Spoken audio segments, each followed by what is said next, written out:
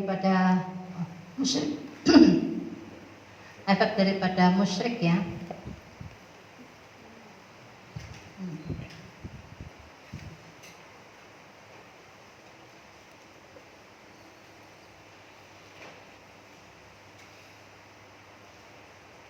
Atau bahaya musyrik bagi pelakunya. Satu, musyrik itu najis. Akibatnya apa? Sulit menerima kebenaran.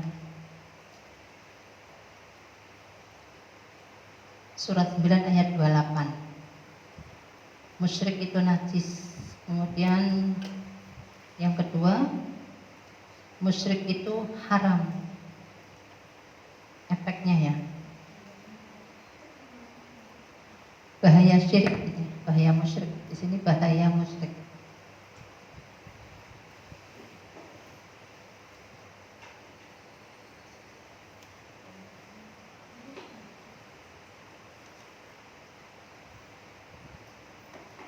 Satu,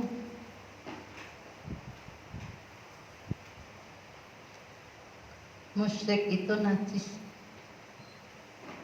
Orang musyrik bukan badannya ya, iya perbuatannya.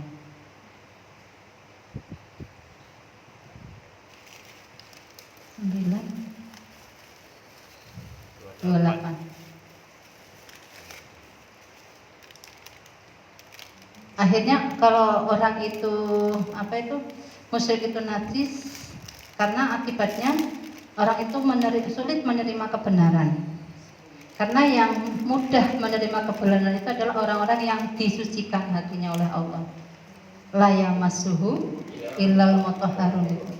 Tidak akan menyentuhnya, menyentuh Al-Quran itu menyentuh bukan fisik ya.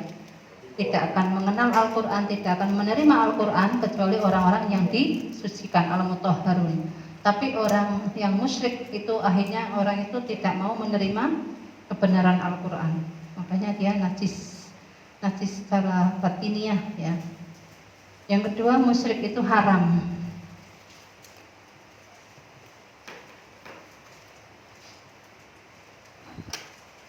Surat 6 ayat 151.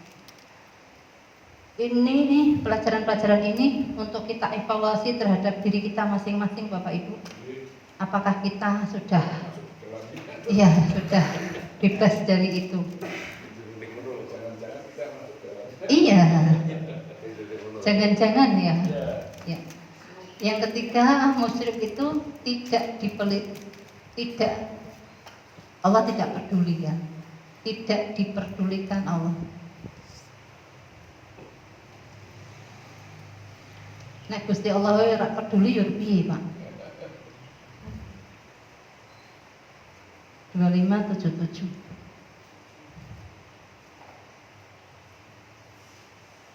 Na'udzubillah min dzalik ya. Ning dunya ora dipedulikan Allah apalagi nanti di akhirat. Kemudian dosa musyrik tidak diampuni. Musyrik dosa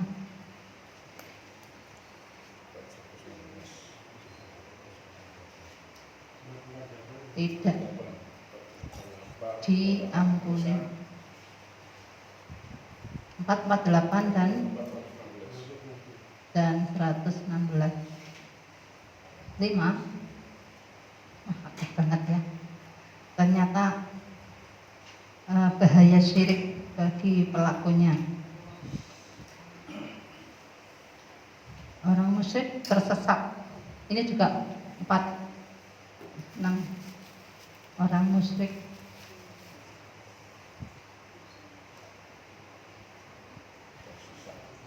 tersesat. Ya, tersesat dengan sejauh-jauhnya. Sangat jauh.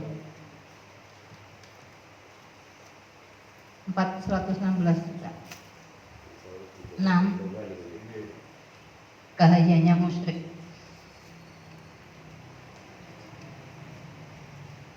Amalnya sia-sia.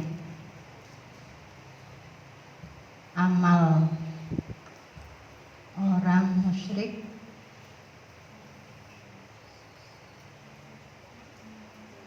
sia-sia.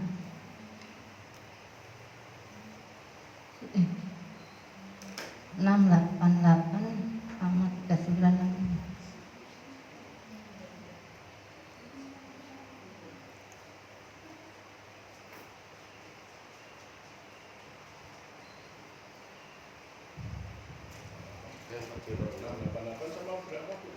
Tiga 3965. Ya.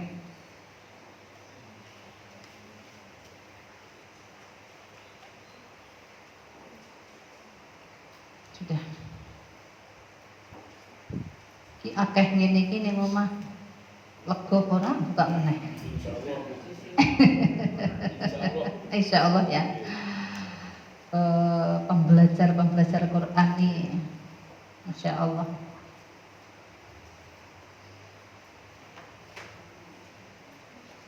Jadi musyrik itu najis, musyrik itu haram, musyrik itu tidak diperbolehkan Allah ya. Musyrik itu pelakunya ya, orang musyrik. Terus kemudian dosa orang musyrik tidak diampuni. Orang musyrik tersesat dengan kesesatan yang sangat jauh. Kemudian orang musyrik amalnya sia-sia. 688 3965. Hapus amalnya.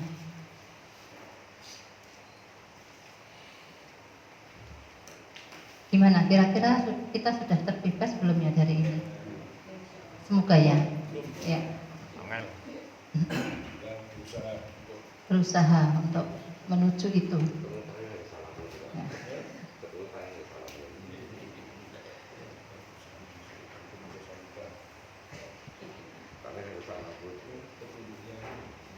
Kemudian di sini ayat yang ke-14 sekarang ya. Pesan Allah di ayat 14 dan 15 ini ada pesan Allah terhadap umat manusia ya. Dan nanti surat 31 ayat 14 15 ini korelasinya dengan ayat-ayat lain itu banyak ya. Berkorelasi dengan apa ini? Perintah berbuat baik terhadap kedua orang tua itu banyak sekali. Di surat 4 ayat 36, 6151, kemudian 17, 23, 24, 298, 45 ayat 15, 16. Jadi banyak sekali ayat yang menyuruh kita untuk kita berbuat baik terhadap kedua orang tua. Banyak ya. Wa waswainal insana biwalidayhi. Dan kami di sini kami Allah wasiatkan al-insana pada manusia dengan biwalidayhi dengan kedua orang tuanya, yaitu untuk kita wajib berbuat baik terhadap kedua orang tua. Karena apa? Adanya kita karena adanya orang tua. Hamalathu ummuhu wahnan ala wahnin. Ibunya mengandungnya kelelahan di atas kelelahan. Bagaimana nggak lelah kalau usia kandungan itu sudah 8 bulan? Nek bapak-bapak orang tahu ngerasa kayak aku rapat takon. Kalau sudah 8 bulan ibu nih, wis mulai nendangi, wis mulai mancal-mancal bayine, mau turunnya miring, suwi-suwi kesel, lumah ambekane sesek, apa maneh mengurep. Aduh. Makanya di sini ya, ibunya mengandungnya kelelahan di atas kelelahan. Wa fiswaluhu fi amaini, dan ia menyapihnya dalam usia 2 tahun. Siang malam jenenge bocah cilik nangis yo salit yo nangis, ngeleh yo nangis, cokot nyamuk yo nangis ya. Pipis yo BAP menangis ya. Dan itu adalah dirawat, diasuh oleh seorang ibu dan menyusui ya. Di sini menyusui anak itu adalah sempurnanya sampai usia 2 tahun. Ketika Allah berwasiat kepada manusia untuk berbuat baik terhadap kedua orang tuanya karena hadirnya manusia, hadirnya kita di muka bumi ini karena adanya kedua ibu bapak kita. Maka di sini anishkurli, Allah menganjurkan anishkurli, laki-laki anishkurli, kamu bersyukurlah kepadaku, ku Allah di sini. Kemudian jangan lupa yang kedua, bersyukur terhadap kedua orang tuamu. Matur nuwun Bapak Ibu wis nglahirke aku, wis ngerawat aku awit cilik sampai aku gedhi. Nuwun pangapunten dereng saged mbales napa-napa ingkang bisa membahagiakan panjenengan kedua. Kan ngoten nggih. Karena ketika seorang anak wani nggetak wae wong karo wong tuwa, rasane neng ati jarine ya, alhamdulillah. Jarine artinya maklos itu. Sakitnya bukan main ketika dipetak oleh anak sendiri gitu. Maka di sini Allah menganjurkan untuk bersyukur kepadaku dan bersyukurlah terhadap kedua orang tuamu. Jadi Allah itu sering mensejajarkan Allah ya. Jangan kalian serikatkan aku dengan siapapun, kemudian kamu berbuat baiklah terhadap kedua orang tuamu. Di sini juga Allah mensejajarkan itu. Anishkurli, kamu bersyukurlah kepadaku, ku Allah, dan kamu bersyukurlah terhadap kedua orang tuamu. Jadi karena kita hadir di muka bumi ini karena kedua orang tua. Bagaimanapun perlakuan orang tua, kan kadang ada anak yang diuji dengan orang tuanya yang orang pinter, Bu. Okay. Orang pinter dan suka membentak, mengucapkan kata-kata kasar gitu. Ada anak-anak yang diuji dengan orang tua yang tidak istilahnya nggak kasih sayang gitu terhadap anak. Tapi ketika orang tuanya itu sudah sepuh, justru dia yang harus merawat anak-anaknya, harus merawat ibunya itu. Dan anaknya yang dikasihi, anaknya yang diberikan kasih sayang yang lebih justru tidak mau merawatnya. Itu. Ada beberapa yang curhat ya sama saya seperti itu. Inilah ujian panjenengan Mbak gitu. Jadi bersabarlah dan maafkanlah ibu-ibu panjenengan gitu supaya nanti dalam merawatnya itu sudah dengan rekoso gitu kan, karena orang tua ketika sudah sepuh kemudian sakit hanya di di tempat tidur gitu kan, itu yang harus mengganti popok, yang harus memandikan itu anaknya itu yang dulunya dibenci itu kan amat berat gitu ya. Jadi lah itu akhirnya harus memaafkan semuanya, kata-katanya, perlakuannya itu bukan hal yang mudah. Itu saya bimbing itu anaknya itu dan akhirnya sampai menghantarkan kedua ibunya itu sampai meninggal gitu. Jadi di sini memang kadang kita diuji seperti itu Bu ya Bapak. Anak yang dibenci justru anak yang harus merawat ibunya, anak yang dikasihi justru yang anak yang menjauhi, tidak mau merawatnya ketika ibunya sudah sepuh gitu. Jadi pesan Allah anishkurli wali walidai, kamu bersyukurlah kepadaku dan kepada kedua orang tuamu ya. Semoga yang hadir di sini Bapak Ibu semuanya, anak-anakku, adik-adikku semuanya berbuat baik terus pada kedua orang tua walaupun kita berada di perantauan ya. Saya pesan lagi, ketika kita berada di perantauan, kita masih punya orang tua, bapak ataupun ibu, itu harus misalnya tidak bisa pulang ya, tidak bisa pulang, diri kita nggak bisa pulang, tapi istilahnya biaya materi ya yang kita kirimkan untuk kedua orang tua atau orang tua salah satu orang tua itu harus, jangan setahun sekali nih bodong itu bro 1 juta misalnya gitu, tapi setahun pleng betul memperhatikan, itu tidak boleh. Bahwa di surat 2 ayat 215 infak, sebelum kita menginfakkan ke yang lain, orang tua dulu yang harus diprioritaskan itu. Keluarga dekat terlebih dulu. Di situ kan ada orang tua, kemudian kerabat dekat, baru anak yatim, yang keempat fakir miskin, yang kelima ibnu sabil, baru keluar setelah orang tua itu tercukupi istilahnya gitu ya, tidak tidak di surat Al-Baqarah 215 gitu. Jadi yang paling pertama dan utama ketika kita mau berinfak ya, keluar mengeluarkan sebagian rezeki yang Allah titipkan pada kita adalah kepada kedua orang tua. Kemudian kerabat dekat, ya, saudara dekat, atau kakak, adik, bule, budi, yang misalnya gitu.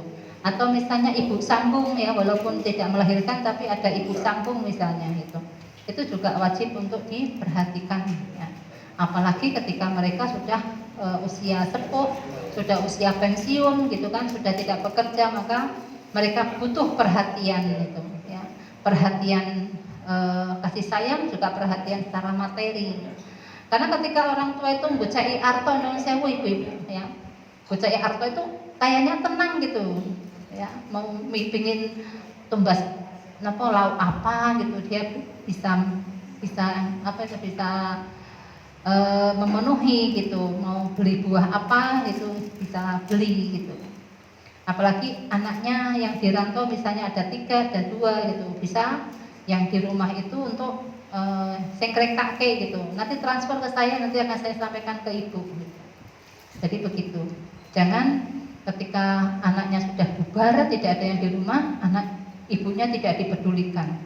Allah itu ada 6 surat, ya, di surat ini, surat 31 ayat 14-15. Kemudian korelasinya perintah Allah untuk berbuat baik terhadap kedua orang tua itu di surat ini, ya. Ini kan 31 ayat 14, 15.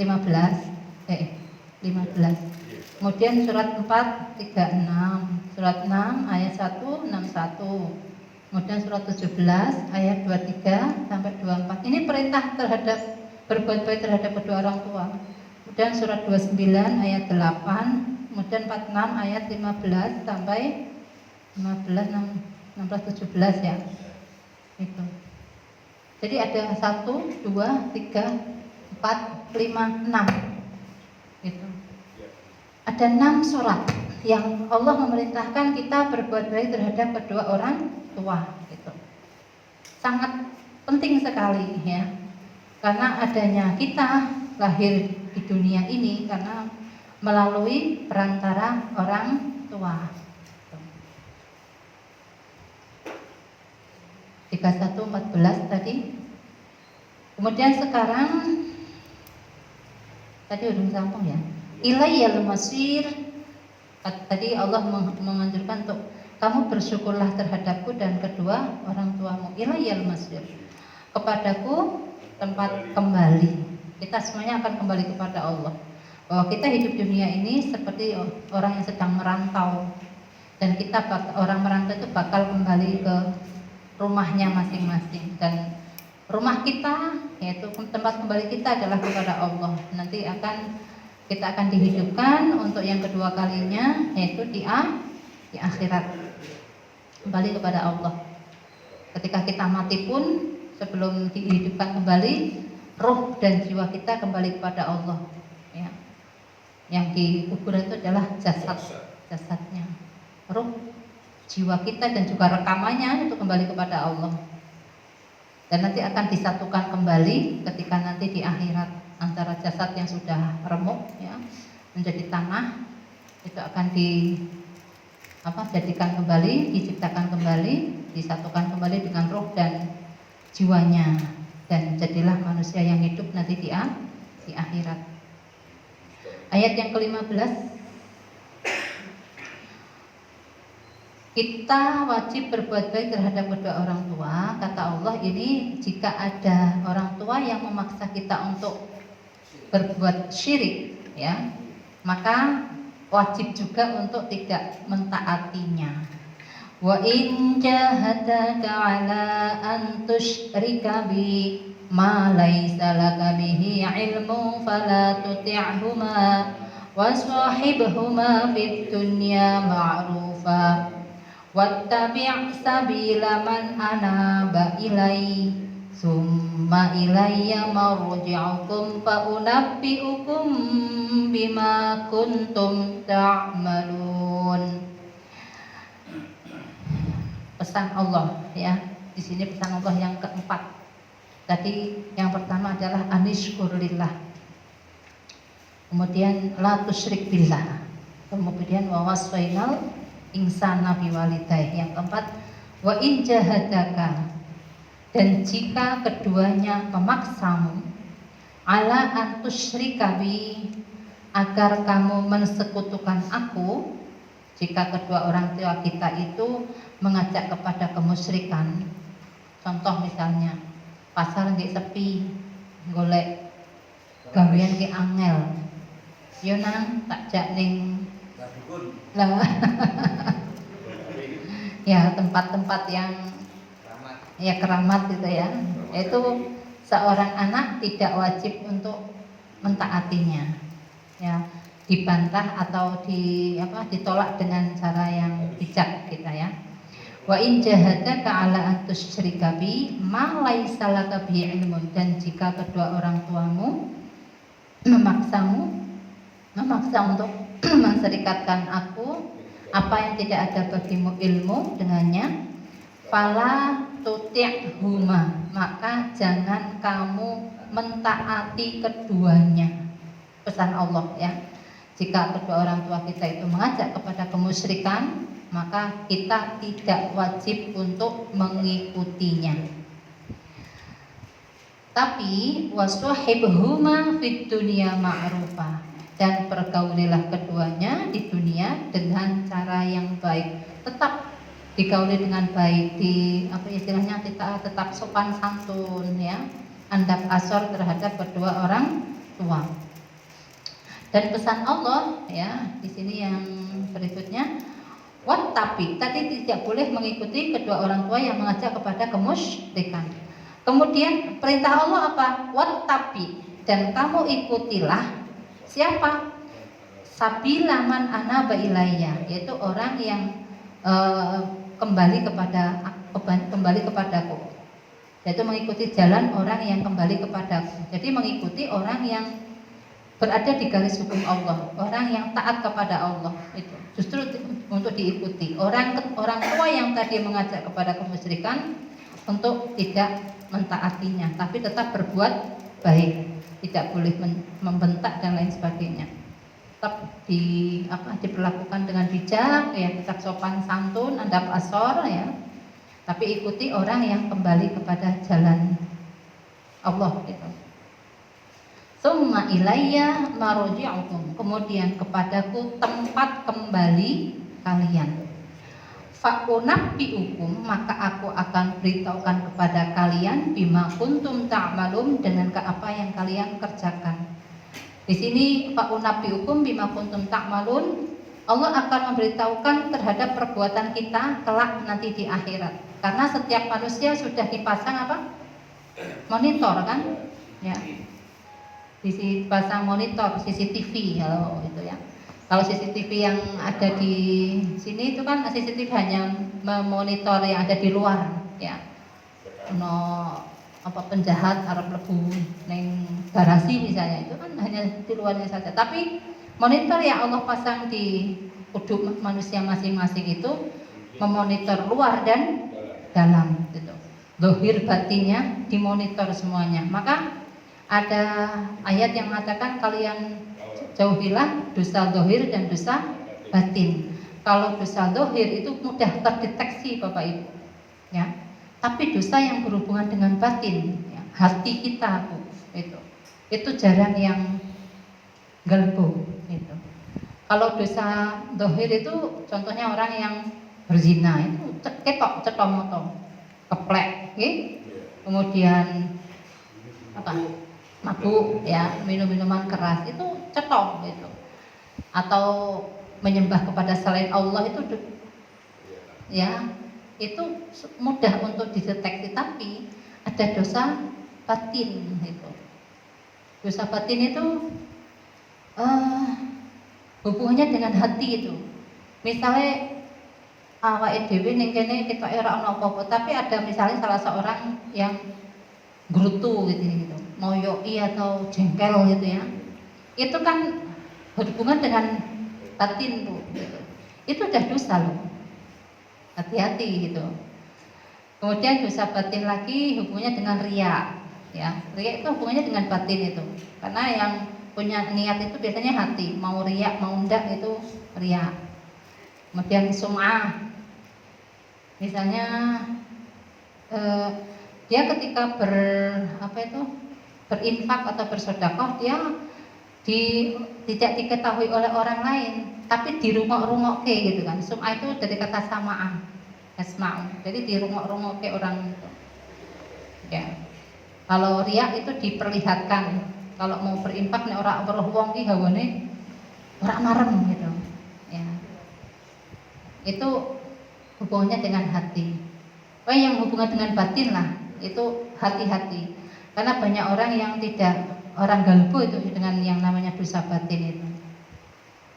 Atau karo ngulek sambel tapi atine iki ngonek-ngonekke wong kae. Ya. Ya, itu kan nggak ketahuan orang tahu. Itu hubungannya dengan dosa batin itu. Ibu-ibu itu. Ya. Soalnya sing ngulek sambel ibu-ibu. Ketoke karo ngulek-ngulek sambel tapi karo bayangke wong ih gitu. Mamamu dia nulis, saya kan dia nulis. Karena dibayar-bayar. Ya monggo kula panjenengan evaluasi diri kita masing-masing Bu. Ya. Kalau dosa zahir mungkin kita bisa minta maaf sama orang gitu kan, karena kita mungkin ya hubungannya dengan zahir itu, tapi yang batin ini. Makanya kalau lebaran itu kan ada istilah mohon maaf lahir batin, kan memang dosa itu ada zahir ada batin gitu. Sadar betul selama ini ada dosa zahir batin gitu ya. Dosa zahir batin gitu. Jadi Allah akan mengabarkan kepada kita, karena kita di setiap manusia itu ada monitor yang selalu memonitor kita tiap hari. Kita di sini dalam waktu terang benderang ataupun kita di dalam kegelapan. Nanti kan juga ada ya ayat 16-nya itu kan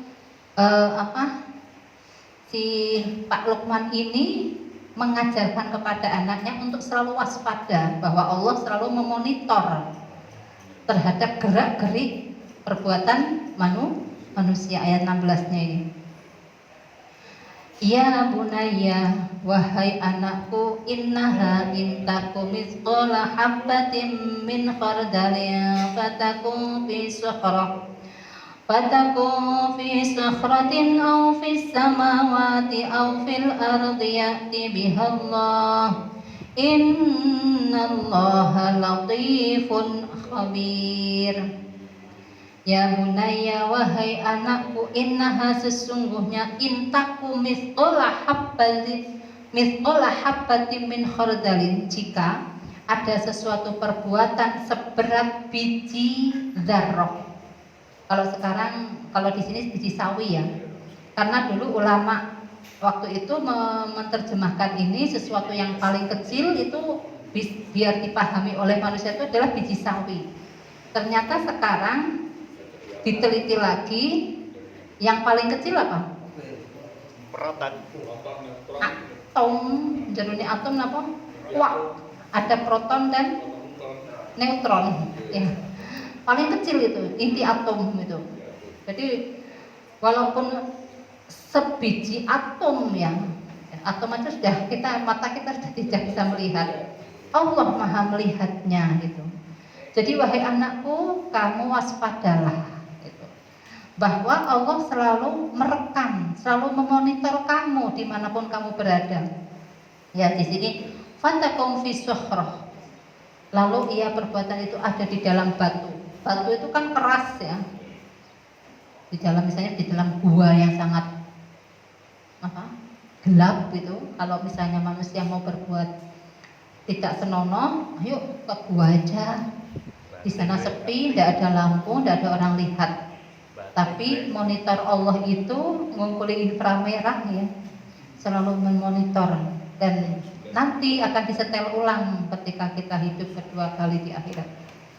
Fatakum fi sukhrah, lalu perbuatan itu ada di dalam batu, au fis samawat atau di planet-planet, au fil ardi atau di dalam bumi. Ya'ti bihallah, Allah akan mendatangkan itu semuanya. Karena nanti itu innallaha latifun khabir, sesungguhnya Allah maha halus lagi maha memberi kabar, khabir ya, memberi kabar. Itu karena di surat 17 ayat 13. ya 17 ya 13 14 itu. Ya.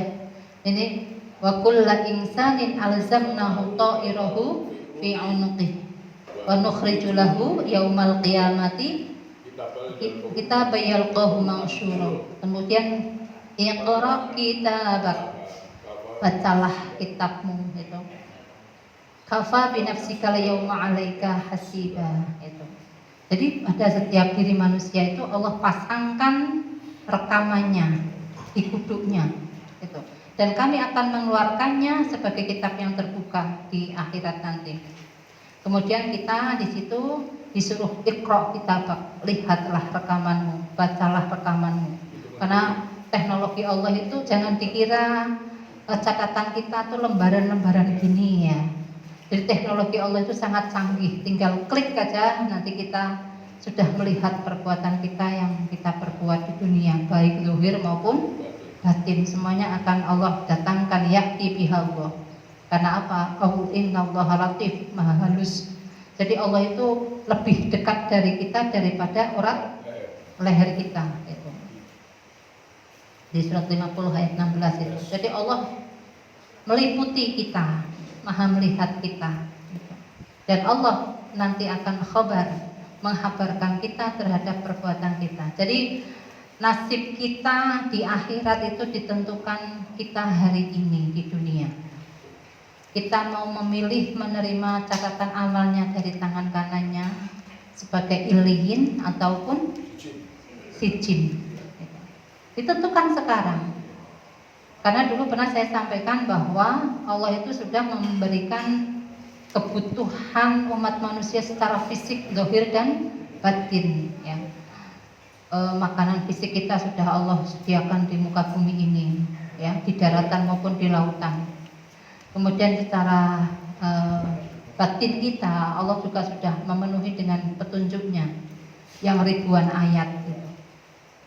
Apakah kita sudah memfungsikan ya jiwa yang Allah berikan kepada kita, atau di dalam HP itu adalah aplikasi yang sudah Allah berikan kepada kita itu sudah diisi kuota apa belum gitu ya. Kuotanya adalah ini. Kalau nggak pernah diisi kuota nggak akan bisa jalan, nggak akan bisa memerankan perannya. Karena kuota yang paling top ya, marko top adalah ini, ilmu yang Allah berikan di dalam Al-Quran ini, petunjuk atau SOP ya, juklaknya ini, supaya kita bisa mengoperasikan jiwa kita menjadi jiwa yang takwa. Itu adalah pelajarannya ini ya. Mau'izatal lil muttaqin, pelajaran bagi orang-orang yang bertakwa. Itu adalah Al-Quran surat 3 ayat 138 ya. Jadi di ayat 16 ini Pak Luqman mengajak kepada anaknya untuk selalu waspada terhadap perbuatannya, karena perbuatannya itu selalu dimonitor oleh Allah, dan nanti monitor hasil rekamannya itu akan diserahkan nanti di akhirat gitu.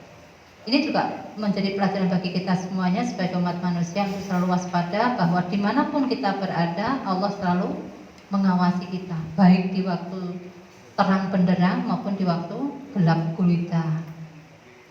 Kemudian ayat yang ke-17 pesan Pak Luqman lagi, ya bunayya aqimis shalah wa'mur bil ma'rufi wanha 'anil munkari wasbir 'ala ma asabak inna dzalika min 'azmil umur. Ya bunayya aqimis shalah, dirikanlah sholat ya. Satu, untuk kita mengajarkan kepada anak-anak kita, yaitu ajarkan sholat semenjak kecil ya, semenjak kecil. Walaupun anak itu belum bisa ngomong ya, kalau kita sholat ajak dia. Walaupun biasanya kalau kita dulu mengingat anak-anak kita masih kecil, ketika kita sujud itu kan biasanya numpai ya. Kadang numpai di belakang tidak apa-apa, numpai ini kene rai setai itu pun tidak masalah, karena itu adalah dalam hal mengajarkan kepada anak kita untuk menjalankan ibadah sholat, aqimis sholat. Karena tujuan daripada sholat itu di surat 29 ayat 45, inna sholata tanha 'anil fahsya'i wal munkar. Karena dengan sholat yang didirikan itu ya, tidak hanya mengerjakan sholat, itu bisa mencegah perbuatan keji dan mungkar. Itu kalau dijiwai ya, dipahami sholat itu sendiri. Kemudian di surat 20 ayat 14 bahwa sholat itu tujuannya adalah untuk mengingatku, mengingat Allah. Jadi pesan Pak Luqman kepada anaknya di ayat yang ke-17 adalah satu, mendirikan sholat. Yang kedua, amar ma'ruf nahi mungkar. Ini Bapak Ibu, amar ma'ruf itu tantangannya nggak begitu besar ya, karena memerintahkan kebaikan itu, mengajak kepada kebaikan itu agak mudah, walaupun ada orang-orang yang sulit. Tapi yang paling yang tantangannya paling berat adalah mencegah kemungkaran. Sulit sekali. Mungkin bapak-bapak, ibu-ibu sudah merasakan untuk mencegah kemungkaran seseorang itu nggak semudah kita membalikkan kedua telapak tangan itu ya. Harus mempunyai jurus-jurus tertentu gitu untuk mengubah karakter seseorang, untuk mengubah seseorang yang tadinya berbuat kemungkaran akhirnya menjadi orang yang baik. Itu kan butuh strategi gitu ya. Itu pada orang, apalagi sebuah lembaga ataupun pabrik-pabrik yang memproduksi sesuatu yang tidak diperbolehkan misalnya gitu kan. Itu mencegah kemungkaran itu bukan hal yang mudah. Inilah tantangan kita sebagai khalifah di muka bumi. Jadi wa'mur bil ma'ruf wanha 'anil munkar. Ayat yang ke-17 itu ada satu poin, mendirikan sholat, memerdekakan anak kita untuk mendirikan sholat. Kemudian anak kita hendaklah menjadi orang yang amar ma'ruf nahi mungkar. Yang ketiga, pesan terhadap anak-anak kita sebagai orang tua ataupun dari Allah untuk kita, ini pesannya adalah wasbir ala ma aswabak, dan kamu bersabarlah atas apa yang menimpamu. Bersabar. Dulu juga pernah saya sampaikan Bu, untuk menjadi sabar ketika ada ujian ya. Ini sudah ya.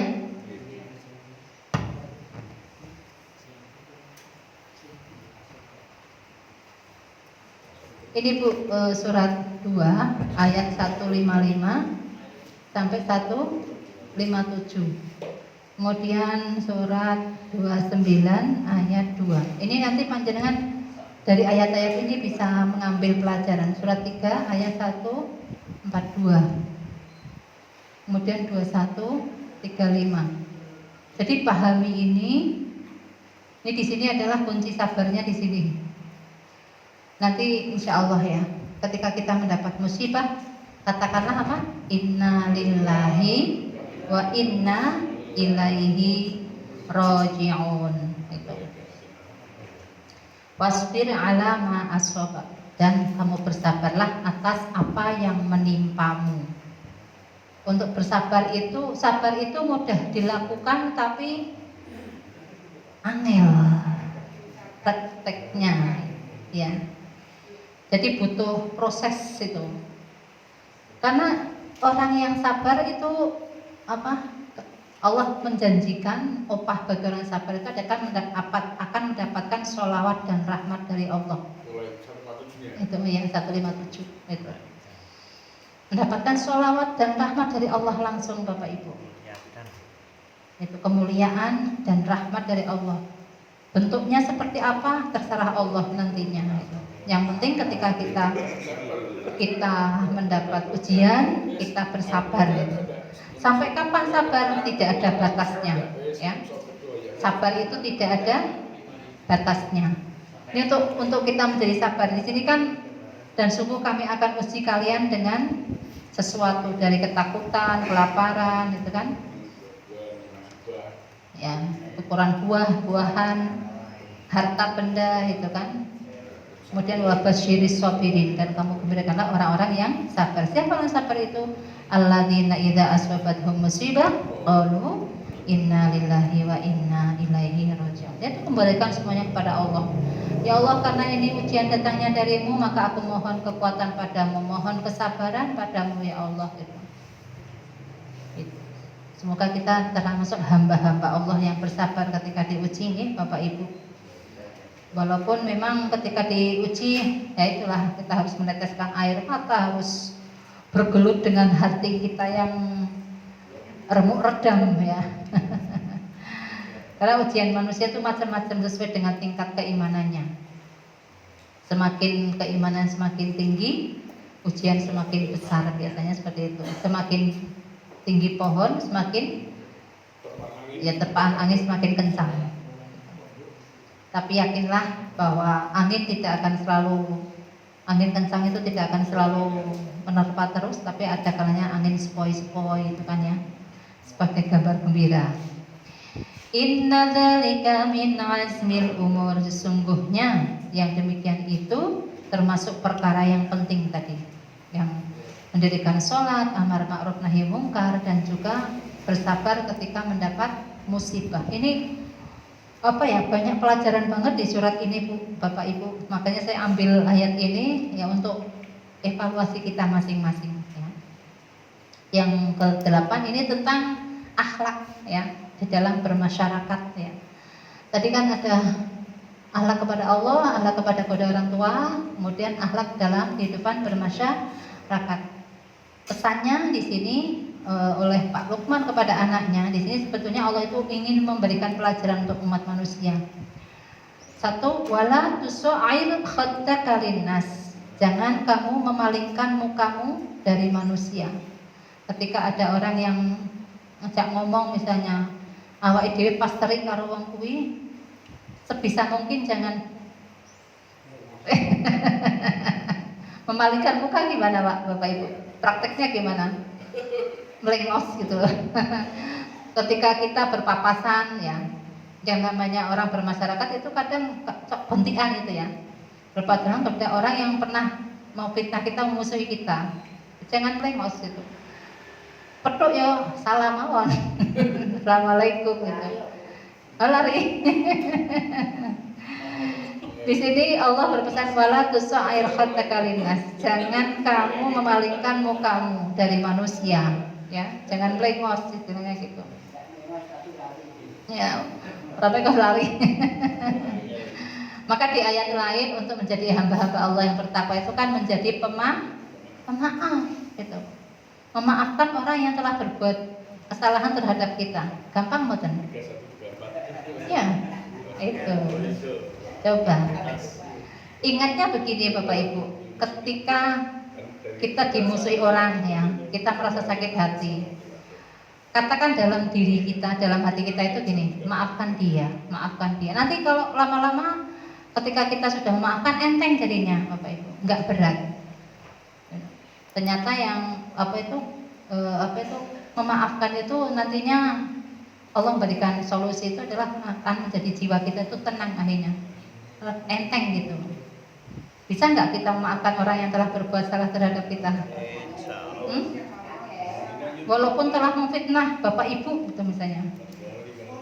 Apa Arab? Oh, sulit.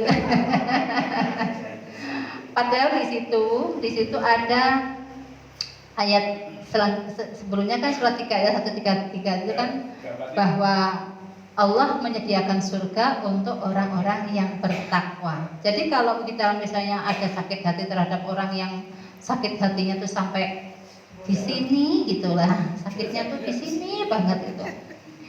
Itu ingat aja bahwa Allah, aku ingin masuk surgamu ya Allah. Aku akan maafkan dia walaupun berat gitu. Terus maafkan dia. Katakan dalam hati, jangan disimpan dendam gitu. Karena dendam itu berat. Ternyata yang berat itu bukan hanya rindu. Ternyata menyimpan dendam itu berat. Iya. Masalah kita itu sudah full Bapak Ibu, sudah banyak. Jangan tambah dendam-dendam itu dalam diri kita. Akan semakin memberatkan itu. Itu surat 3 ayat 133 sampai 136 itu apa ya? Cara kita mengolah emosi kita, Bu. Di situ Allah menawarkan surga loh itu. Kalau kita bisa apa itu bisa menahan emosi, kemudian kita juga Memaafkan. mau berbagi gitu kan awalnya kan mau berbagi, menahan emosi, kemudian memaafkan kesalahan orang lain gitu. Itu Allah menawarkan surga. Maukah? Insya Allah.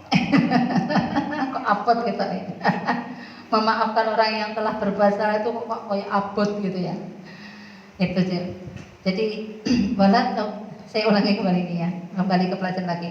Wala tusair khattaka linnas. Jangan kamu palingkan manusia. Jangan kamu palingkan mukamu dari manusia. Yang kemudian yang kedua, wala tamshi fil ardi maraha. Janganlah kamu berjalan di muka bumi dengan angkuh, sombong. Jadi ini orang Jawa banget tuh, ya orang berjalannya itu orang petakilan istilahnya gitu ya. Kemudian tidak sombong juga tidak mudah menyombongkan diri ya. Ketika kita bergaul itu tidak sombong gitu ya. Punya kekayaan, punya kepandaian, punya jabatan itu tidak sombong. Ini pesan-pesan moral ya. Jadi apa itu akhlak terhadap kehidupan dalam kehidupan bermasyarakat. Jangan sombong walaupun kamu mempunyai apapun ya. Janganlah sombong di muka bumi. Tidak hanya cara berjalannya saja, tapi dalam pergaulan itu tidak menjadi orang yang sombong. Kira-kira bisa? Insya Allah. Ya. Walaupun ngaji di Quran wis puluhan tahun, jangan sombong. Pelaksanaan yang sulit. Iya. Jangan merasa paling pintar, merasa paling benar ya. Wala tamshi fil ardi maraha. Karena apa? Innallaha la yuhibbu kulla mukhtalin fakhur. Sesungguhnya Allah tidak menyukai setiap orang yang sombong lagi membanggakan diri ya. Membanggakan, wah kayaknya orang aku sing bangun kayak orang anu. Kayaknya orang aku sing anu kan merak jalan kayaknya. Ya, sombong ya. Jangan. Di sini akhlak lagi, Pak. Ya. Sebetulnya kalau kita mengikuti Al-Quran enak enggak? Enak sekali. Cuma praktekin. Tapi kudu diusahakan ya.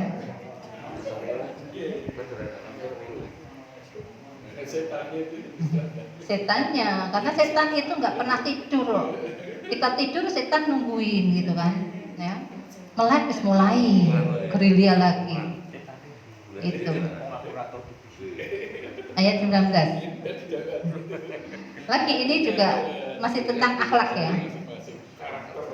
Karakter, membangun karakter ini. Waktu suid fi masyyika, dan sederhanakanlah dalam kamu berjalan. Ini berjalan dalam biasa ya. Itu tadi tidak petakilan. Wagudut min sautik, dan lunakkanlah suara kamu. Lunakkan kalau misalnya perempuan, kalau misalnya ditelepon seorang laki-laki juga jangan yang mendesah-desah gitu, jangan. Diseksi-seksikan itu nggak boleh ya. Biasanya begini itu loh. Di sini wagudut min sautik, lunakkanlah suaramu. Artinya kalau suara itu apa, ketika berbicara itu jangan suara yang lantang. Itu kan ada orang yang wak gitu kan ya, cerewet gitu. Yang apa ya, rame gitu. Wagudut min sautik gitu. Lunakkanlah suara yang kalem. Kalau orang Jawa itu dengan boso kromo. Tapi saya kalau ada bapak-bapak yang nge-share tentang boso kromo inggil itu artinya apa? Itu. Jadi kalau orang Jawa itu, kalau dulu di kampung saya itu kalau anak terhadap kedua orang tuanya itu boso, kromo. Jadi apa ya? Anda pasrah lah dengan kedua orang tua, dengan orang lain itu boso. Tapi sekarang sudah luntur itu, enggak luntur. Ngomongnya moko. Bahkan saya menjumpai, enggak di daerah saya, dengan orang tuanya ngomongnya kue. Itu kan apa ya? Kurang pas lah ya. Panjenengan antara suami istri aja begitu. Sampeyan, dari suami mengatakan ke istri sampeyan, dari istri ke suami jenengan gitu. Jadi di situ nanti akan apa ya, agak enak gitu. Apalagi kalau dalam suami istri itu poso ya, terus gelut nanti besok promo itu kan api meni. Bu ampun ngaten to Mas.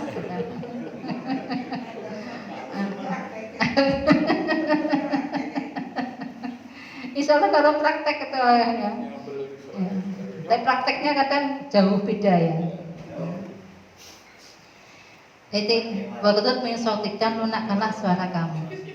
Inna angkarul aswati la sautul hamir, sesungguhnya suara seburuk-buruk suara adalah suara keledai. Keledai itu kan kalau apa itu menyerigai gitu. Ya gitu. Itu jadi kita apalagi seorang perempuan itu tidak boleh suaranya yang kayak gitulah. Itu suara yang paling dibenci, paling buruk itu suara keledai. Jadi Bapak Ibu tadi dari ayat 12 sampai ayat 19 kita sudah diberikan pelajaran oleh Allah dengan hadirnya Pak Lukman di ayat ini ya. Itu memberikan pelajaran kepada kita untuk kita selalu syukur kepada Allah, untuk kita tidak musyrik terhadap Allah, untuk kita berbuat baik terhadap kedua orang tua, kemudian mengajarkan kepada kita selalu waspada dimanapun kita berada untuk selalu menjaga diri dari perbuatan dosa. Kemudian kita dipesan oleh Allah juga melalui Pak Lukman untuk selalu mendirikan sholat, amar ma'ruf nahi mungkar, dan juga bersabar atas musibah yang menimpa. Kemudian kita tidak boleh memalingkan apa? Muka kita pada manusia, tidak boleh melengos ya. Kemudian tidak boleh berlaku di muka bumi dengan angkuh sombong, dan juga berjalan di muka bumi sederhanakanlah dalam berjalan, dan kemudian lunakkanlah suara. Tidak boleh yang menghentak-hentak ya, apalagi getak-getak itu enggak boleh. Yang keras-keras itu enggak boleh. Yang sederhana, suatu yang di tengah-tengah itu yang paling enak. Matur nggih Bapak Ibu. Mohon maaf apabila ada kesalahan, dan kita akhiri. Sudah jam 9:30 benar ya? Shadaqallahul azim. Nasrun minallahi wa fathun qarib. Wassalamualaikum warahmatullahi wabarakatuh.